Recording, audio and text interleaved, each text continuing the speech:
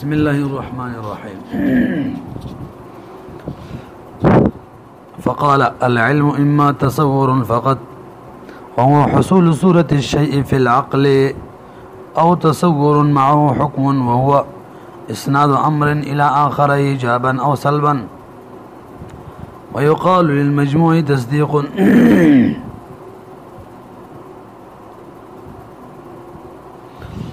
مولوی صاحب پرون موږ ویلو چې په مقدمه کې درې اشیاء بیان دي. یو تعریف د علم او دویم نمبر بیان حاجت الى المنطق یعنی غایه د علم او دریم نمبر موضوع د علم. مې یو اعتراض کړو چې بکار دا چې مصنف په دې دریو کې د یو نشرو کړی وي حالان کې مصنف فقاله کې راروان قاله کې چې کوم من نن وایو هغه تقسیم د علم کوي دوه اقسام تصور او تصدیق تا بدریو کې خو په یوم شروع ونکړل نو پرون موږ جواب کړو. خبره دې بالکل صحیح ده. مقصود په مقدمه کې د غدری اشیاء دي او دلته موږ علم تقسیمو تصور او تصدیق تداولي ځکه بیان حاجت الى المنطق چې هغه په دغه تقسیم باندې موقوف دی. د دې د وجنه تقسیم مقدم کوو ځکه موقوف علیه د په موقوف مقدمه او دا تقسیم چې د موقوف علیه د بیان حاجت الى المنطق د پاره ده. دا پرونه خبره وي. اوس دلته دا تقسیم بیان کوي. فقال العلم اما تصور فقط. په دې قاله کې ماتن څلور داوی ذکر کوي. څلور بیان کوي. داوی مو وی څلور بیان کوي ماتن. اول تقسیم د علم کوي دوه اقسام ته. یو تصور دی یو تصدیق دی یو او دویم نمبر تعریف د مطلق تصور کوي یعنی د علم تعریف او دریم تعریف د حکم کوي. حکم څه ته ویل کیږي او څلورم د اصطلاح بیان کوي. اول خبره ماتن وی العلم اما تصور فقط او تصور ما هو حكم. علم په دوه قسمه. یو تصور فقط دی چې هغه سره حکم نوي او دویم تصور معه الحكم هغه تصور چې هغه سره حکم وي یعنی تصدیق. دا اوله خبره شوله. د علم دوه اقسام تصور او تصدیق. دویمه خبره مونږ ویلو چې تعریف د علم بکې د مطلق تصور تعریف بکې هغه هم کله دی او حصول صورت الشیء فی العقل. مطلق علم تعریف سره هغه د شی صورت په عقل کې حاصلول د یو شی صورت په عقل کې د علم تقریبا 14 تعریفونه دي. ښه 14 پای کې شپږ مشهور دي. صاحب د مرقات 15 خپل کتاب کې ذکر کړی دي او دلته چې کوم تعریف د علم کړی یعنی د مطلق تصور دا تعریف صاحب د مرقات په ټولو کې اول ذکر کړی دی. د مطلق علم او د مطلق تصور او د علم تعریف څه شو؟ حصول صورت الشیء فی العقل. دا دویم خبرم تام شولا. دریم نمبر د حکم تعریف بکې. حکم چاته ویل کیږي دا غي تعریف خپل ماتن کړي وهو اسناد امر الى اخر ایجابا او سلبا. اسناد د یو امر یعنی د محمول نسبت کول الى اخر بل امر ته یعنی موضوع ته ایجابا یو کو سلبا وی دي کی تقریبا د حکم تقسیم ته اشاره وکړه چې حکم په دوه قسمه کله ایجابي راځي چې محمول ثابت وي موضوع ته او کله سلبي چې محمول لفي د موضوع نه. او څلورم خبره مونږ ویلو یو اصطلاح بیان کې. اصطلاح دا ده چې تصور او حکم چې شریک شي نو هغه تصدیق ویل کیږي. وګورئ د لکشان متن کې وقال العلم اما تصور فقط. علم بیا تصور فقط وی دا یو قسم شو.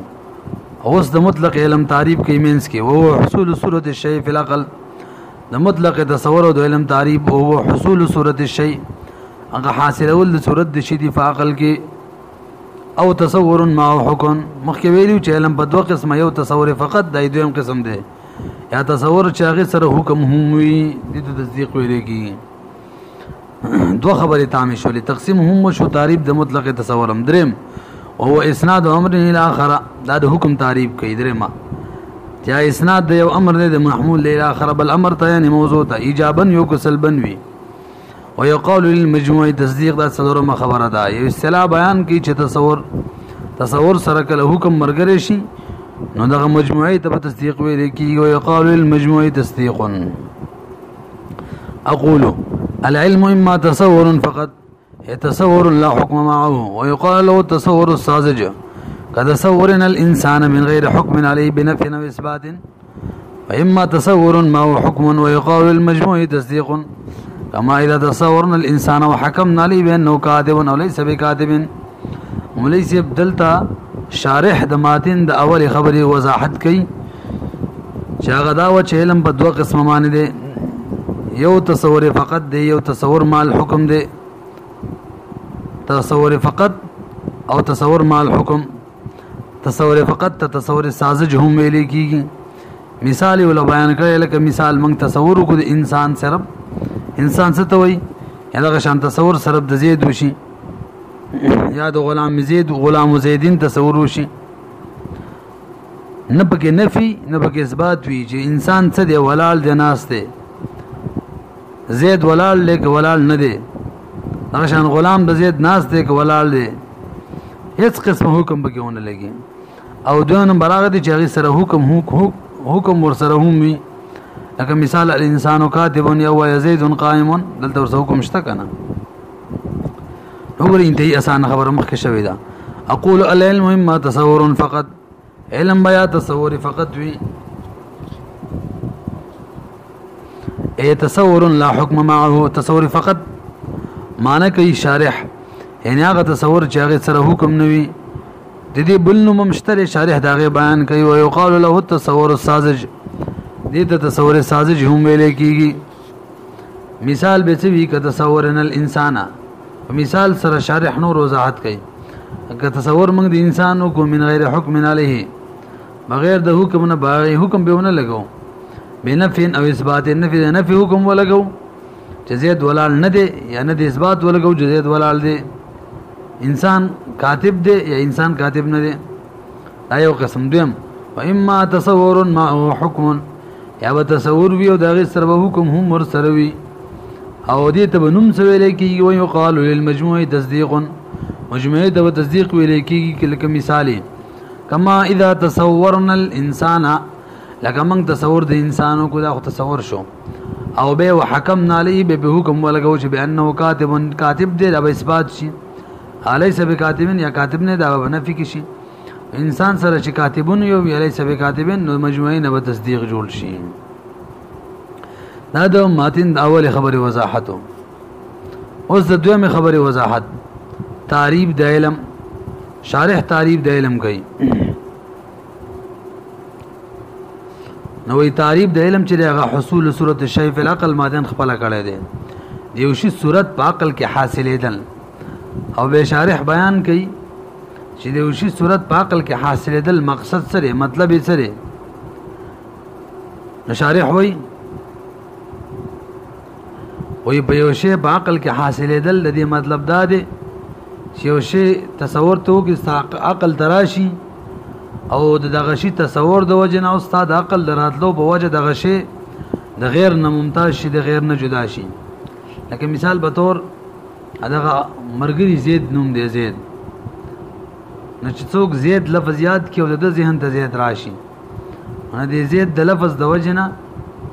یعنی تصور د زید چې موږ وکړلو تصور مطلب دا دی چې دا زید چې دا شکل او صورت ده انا نور ټول انسانانو موږ تراجدا شو چل که نور انسان نه دی خالص زید یادای نو حصول صورت الشی فی العقل معنی دا چې یو شی په عقل کې حاصل شي یعنی یو شی صورت په عقل کې راشي ودا سي انداز چې دغه شی د نورو اشیاءونه ممتاز شي او جدا شي پنځ د عقل باندې او دې لپاره شارح یو د مشاهدی مثال بیانوي محسوساتونو مثال بیانوي وضاحت لپاره لکه یو سلی شیشې ته ودرېږي شیشې کې صرف د صورت راشي او دا صورت د چې کوم شیشه کې راشي دا ټول غیرو نه جدای یعنی د دې سړي شکل شیشه چې دا په شیشه کې منقش شي د دې سړي شکل او دا داسې منقش شي چې د نور ټول انسانانو د شکل جدا شي همدغه شان چې کله انسان تصورو کې دی شي هغه شی د په عقل کې منقش شي مضبوط شي ادا سي مضبوط شي او منقش شي چې د نور ټول اشیاءونه ممتاز شي او جدا شي او شیشه چې د بده کې صرف محسوسات راځي فرق هم بیان نه او شیشه کې مرڅ مترسم کیږي مضبوطیږي خو زمره چې صرف محسوسات وي کوم چې نجي شیشه کې صرف هغه شی راځي لکه مو چې مشاهده کیږي ښکاری ښه او پاتې عقل پدې کې معقولات امراضی محسوسات امراضی او ته مخامخ ویم پکې راځي کې مخامخ وته نه هم راځي حالان کې شیشه کې صرف مشاهدات راځي هغه ماغه کوم چې شیشه ته مخامخ وي خلاصه دا چې دلته شارح د ماتن د دویم جز چې هغه تعریف د مطلق تصور د داغي تشریح گئی اولی تعریف وکړو هو حصول صورت الشیء فی العقل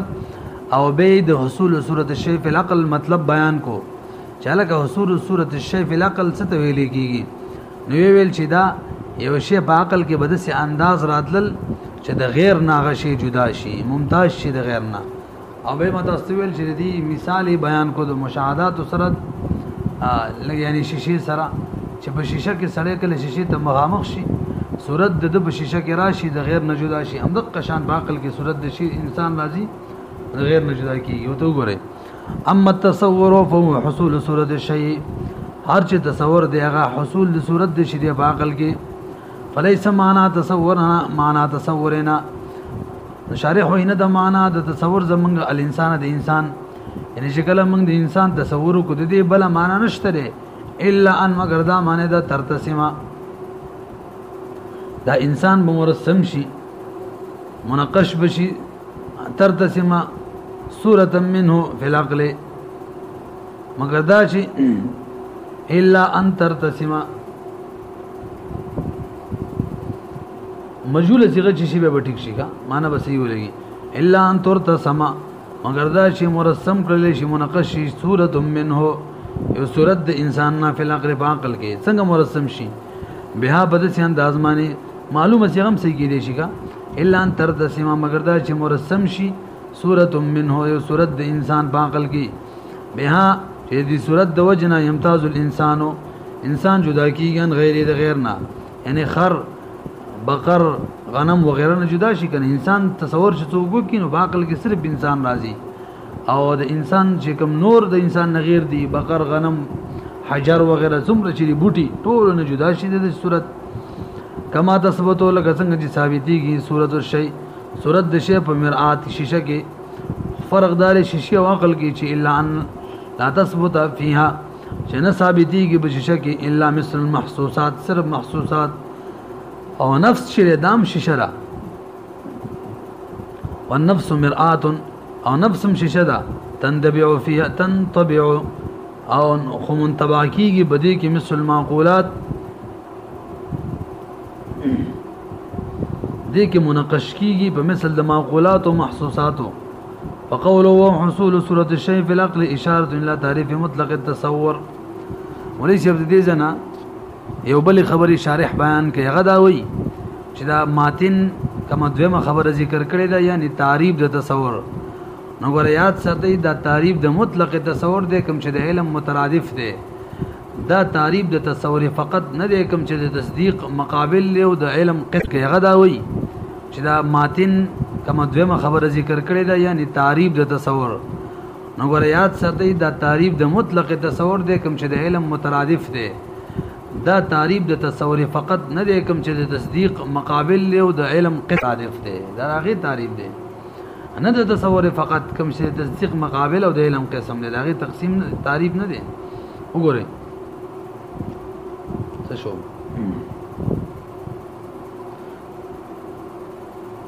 هجي فقوله حصول صورت الشيء في العقل چې دی وې دي کی اشاره الى تعریف مطلق التصور ودې کی اشاره د تعریف د مطلق تصور ته دون التصور فقط تصور فقط اشاره نه ده لانه لما اوس اعتراض دار شيار تبه چې دی کی دا تعریف فقوله حصول صورت الشيء في العقل چې دی وې دی کی اشاره الى تعریف مطلق التصور ودې کی اشاره د تعریف د مطلق تصور ته دون التصور فقط تصور فقط اشاره نه ده لانه لما اوس اعتراض دار شيار تبه چې دی کی دا تعریف د شی او هو ضمیر مرجع څوک د معترض وای هو ضمیر مرجع به هغه څوک چې کوم مخ کې ذکر وي او مخ کې ذکر تصور دی تصور فقط مخ کې ذکر دی به ووري اول د اعتراض دوه طریقې جوړیږي او مقصد د دوه یو دی تا ویل دا تعریف د مطلق تصور د تصور فقط نه نه معترض وای چې هو ضمیر د تعریف په سر کې راغلی او هو حصول صورت الشی او هو ضمیر چا تراجی دی د معرب کې چې کوم هو ضمیر دی دا چا تراجی دی ته که تصور مطلق ته راجی دی نظر ته ما چې تصور مطلق خنشت دی دا غي ذکر خونه دی شوی ذکر ته شوی د هغه صرف او صرف د تصور فقط شوی دی دا چا تراجی دی ته که تصور مطلق ته راجی دی نظر ته ما چې تصور مطلق خنشت دی دا غي ذکر خونه دی شوی ذکر ته شوی د هغه صرف او صرف د تصور فقط شوی دی انان کې مخ کې تذکرہ د تصور فقط شوی دا یعنی تعریف چې دی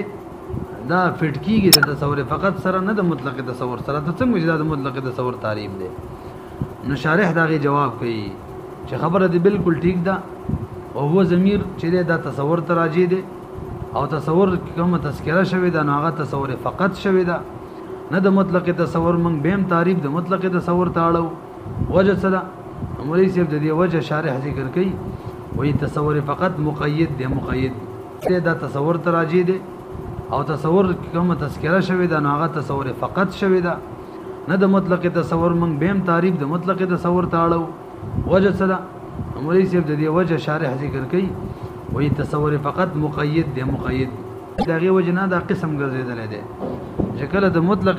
تصور فقط ذکر کیږي د مطلق تصور په طریقه اولا کیږي همدغه شان تصور فقط خاص دی او قانون دار خاص سره عام لازم وي چې کله تصور فقط ذکر کیږي نو تصور مطلق ذکر په طریقه اولا باندې نو دغه وجه بیان اوس وګورئ لانه لما ذکر التصور دغه هر کله چې تذکرہ د تصور لما ذکر التصور هر کله چې ماتن ذکر کو تصور فقط ذکر امرین اولا باندې نو دغه وجه بیان اوس وګورئ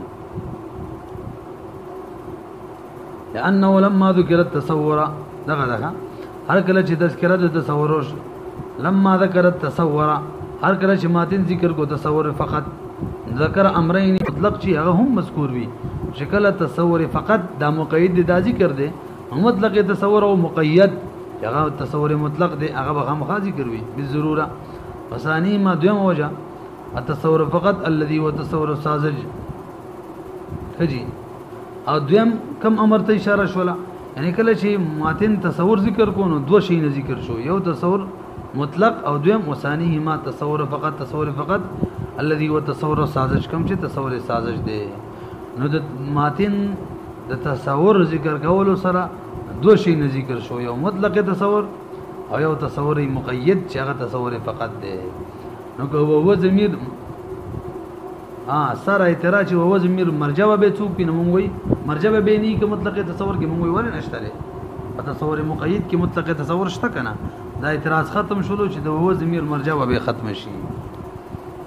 به مونږ شي فذلك الضمیر دا کوم خبره چې مونږ وکړه د هغه اشاره د خپل تشریح کوي وای ځکه کچره دا ضمیر دی او هو دا مونږ راځي کو تصور فقط استاو منو مطلق تصور ته راځي نو کو کما تطبیق چې مونږ وکړو هغه ونکو یعنی دا مونږ کوم تطبیق وکړو مونږ دا ویل چې تصور مقید کی یعنی تصور فقط کی د تصور مطلق هم تذکرہ شته او قانون مو ویل چې کله د مقید تذکرہ کیږي د مطلق پر سره خامخا کیږي دا خبره مو وکړه دا قاعده مو ویلا کچره دا قاعده ونه مانی زتان د بوس کوم چې هو ضمیر مرجع څوک ده کته وی د دې مرجع تصور فقط د لاغي مخکې تذکرہ شوی ده نو تا خو ځان اعتراض ته جوړ کوم ځکه دا هو حصول صورت الشيء في العقل چې دا خو به تعریف د تصور فقط شي حالان کې دا تعریف خو په تصدیق هم صادق راځي هغه کوم حصول صورت الشی فی العقل وی یعنی په تصور مع الحكم باندې هم دا تعریف صادق راځي به خو بس دا تعریف چره یعنی د تصور فقط تعریف دا به معنی د غیر نه نشي په دې کې به تصدیق هم داخل شي تصور فقط کې به تصدیق هم داخل شي نو دا نقصان راتلو دی وجه زمونږ هم نشي نقصان نه ځان بچ کی یعنی راځي مطلق تصور تا داغه به دوه اقسام چې تصور مطلق دا تصور فقط او تصور مع الحكم وګور وای فذلك الضمير دغه ضمیر چې اما يعود الى مطلق التصور یا خو به راځي کولې به شي مطلق تصور ته چې دا زمونږ داوا هم ده یا به الى التصور فقط راځي کیږي او ما شارح الى جائز ان يعود الى التصور فقط جائز نه چې دا راځي شي تصور فقط تا ولی لصدق حصول صورت الشيء في العقل ځکه وی صادق راځي حصول صورت الشيء في العقل چې بچا من صادق راځي على التصور الذي باغ تصور معنی ما هو حكم چې هغه سره حکم یعنی به تصدیق معنی صادق راځي فلو كان تعريفا للتصور فقط کچره دا تعریف د تصور فقط وي لم يكن مانعا نبي خو تصور فقط دا مانع نشو لدخول غیره فيه دخول غیر نشي بده کې داخل شي دا خبر دوا احتمالات دي یا تصور مطلق تراجي دي یا تصور فقط تا تصور فقط تراجي کېدل صحیح کیږي نو بل احتمال شته نو فتيين الكوتك والبازبل خبره ده نو دا راجي شي مطلق تصور تا متعین شولا یود الضمیر چې راجي دي شي ضمیر الى مطلق تصور تا کم مطلق تصور ما ویل مرادف د علم دی الذي هو مرادف العلم دون التصور فقط تصور فقط نه راځي کیږي ويكون حصول صورت الشيء في العقل نشبه حصول صورت الشيء في العقل تعريف الله تعريف د مطلق تصور یعنی د علم وانما عرف مطلق التصور وسو اعتراض کوي چې یار تعریف ته د مطلق تصور وکړلو حالانکه تذکره مخکې صراحتا نشته د تصور فقط تعریف دی ولې نه کو تا ولې د مطلق تصور تعریف کو وجه څه شارح دا غیر جواب کوي وای ماتن د مطلق تصور تعریف کو اصل کې دې کې یو مقصد د نقطه ده مقصد او نقطه دارا چې خلکو ته یو اصطلاح خي ادا اصطلاح چې لګا تصور څنګه تصور فقط ته ویل کېږي چې دا قسم دی د علم دغه شان تصور مطلق ته هم ویل کېږي چې دا مرادف د علم دی وګورئ انما عرف یقینا ماتن تعریف وګړو مطلق تصور دون التصور فقط نه تصور فقط سره د دینه مقام د تصور فقط مع ان المقام سره دینه مقام شو یقتضي تقاضا کوله تعریف او تعریف د تصور فقط ولی ماتن دا څه وکړه نقطه سره لکه چې کله ته خلاف ظاهر کارو کې غیر بار نقطه بیانې النقطه للفار لا للغار دلته فار دی کا غیر ظاهر اراده کړی دا تقاضا کې تعریف د تصور فقط تنبيها ماتن زکه تعریف وکړو چې ماتن تنبيه ورکړي الا ان بده خبره چې ان لفظ تصور چره کما یطلق فيما هو المشهور څنګه چې د اطلاق کېږي پاغه چې هغه مشهور دی چا څوک دی علامه یقابل التصدیق چې کوم مقابل د تصدیق دی اني تصور ساذج كذلك هم د غشان تصور اطلاق کیږي یطلق علامه باغ چمن یرادف العلم چې د علم مرادف دی یوم التصدیق او تصدیق عام دی وهو مطلق التصور ملي سبي خبره واوري دلته درې شي نه ټول جوړیږي که تاسو سوچ وکړئ یو بلکې دا په هر مقسم او دغه اقسام کې جوړیږي هر ځکه چې مقسم یو دغه اقسام وي دوا دا طریقه به کې جوړیږي کم یو د ویل کېږي شیء مطلق یو د ویل کېږي مقید بالحكم الشيء مقيد بلکې دا څه وي اول د ویل کېږي لا بشرط شيء دا څه وي ما ویل مولوی صاحب کم ځکه چې یو مقسم وي دغه اقسام وي انو هغه کې ودا اصطلاحات استعماليږي کم یو د ویل کېږي لا بشرط شيء یعنی په منزله د لا بشرط شيء او دویم ته ویل کېږي په منزله د بشرط شيء او دریم ته ویل کېږي منزله د بشرط لا شيء نو کوم چې لا بشرط شيء دی دا منزله د مقسم ویګه لا به شرط شیء هغه کې نه قید وی او نه نفي د قید وی یوم بګی نه وی لا به شرط شیء او یو د بشرط شیء دا په منزله د یو قسم یو د بشرط لا شیء دا په منزله د بل قسم لکه مثال لا بشرط شیء دا تصور مطلق دی تصور مطلق چې دی کې هیڅ قسمه قید نشته نه پکې د حکم قید شته او نه پکې د عدم حکم قید شته ایو بشرط شیء دی دا تصدیق دی یعنی بشرط تصور بشرط شیء یعنی بشرط الحكم او یو بشرط لا شیء دی یعنی تصور بشرط لا شیء بشرط لا حکم یعنی چې حکم نه وي هر ځکه د غشان کیږي چې مقسم یو اقسامي نو مقسم په منزله ده لا بشرط شیء وي او یو قسم کوم چې وجودي هغه په منزله ده بشرط شیء وي او دویم قسم په منزله ده بشرط لا شیء وي